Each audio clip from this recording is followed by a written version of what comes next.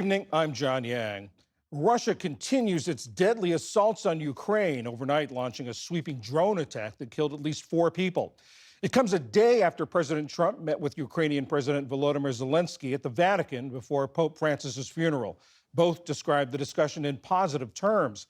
After that meeting, Mr. Trump took to social media to criticize Russian leader Vladimir Putin.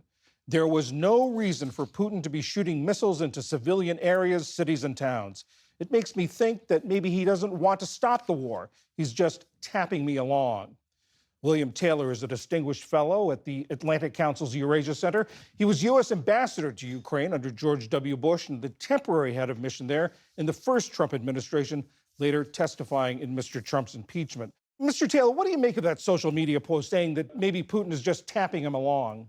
So, John, I think the president is realizing after that evidence of these attacks and other attacks on religious holidays that we know 2 weeks ago, 3 weeks ago now, and we know actually the discussion that President Trump had with President Zelensky, for the first time, a direct, unfiltered conversation between the two presidents, that President Trump is realizing that President Putin may not be serious about this negotiation, about stopping this war. I believe that Putin is not serious about stopping this war, but I think the president may be coming to that same conclusion.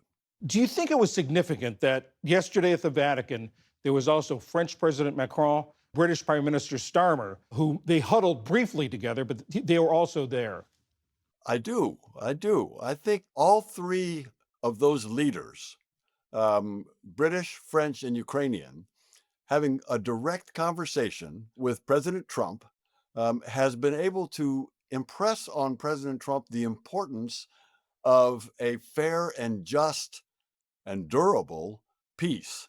And that President Putin, I'm sure President Trump heard, President Putin is not a part of that solution. President Putin started this war and he can end it, but only if he's pressured to do so. And I imagine that's what the French and British told him. And I'm sure that's what President Zelensky told him. On that pressure, the president also wondered in his post if Putin has to be handled differently through banking or secondary sanctions. What could the administration do in those areas that it's not already doing?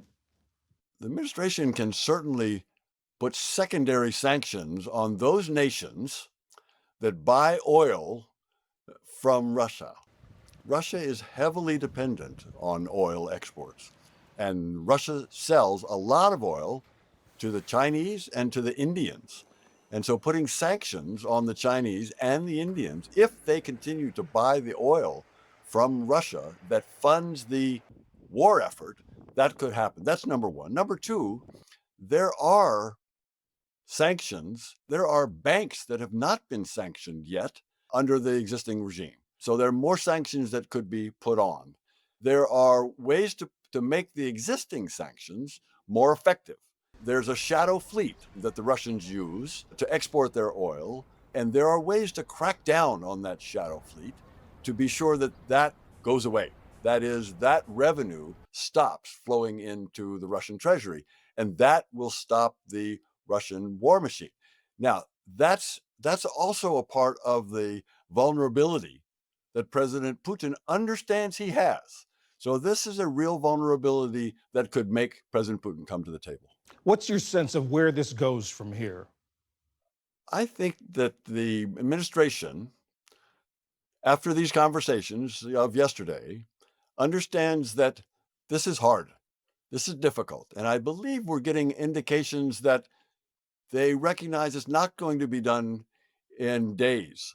And they ought to take some extra time to listen to the Ukrainian point of view, listen to the European point of view, and adjust their proposal. Many observers recognize that the proposal that the Americans have presented to the Europeans, but also to the Ukrainians and to the Russians, is very favorable to the Russians. President Trump, having heard yesterday from the leaders of Britain and France and Ukraine, can adjust that proposal with some time and then take it back to the Russians. So I think those are the next steps. Former Ambassador Mr. William Taylor, thank you very much. John, thank you for having me.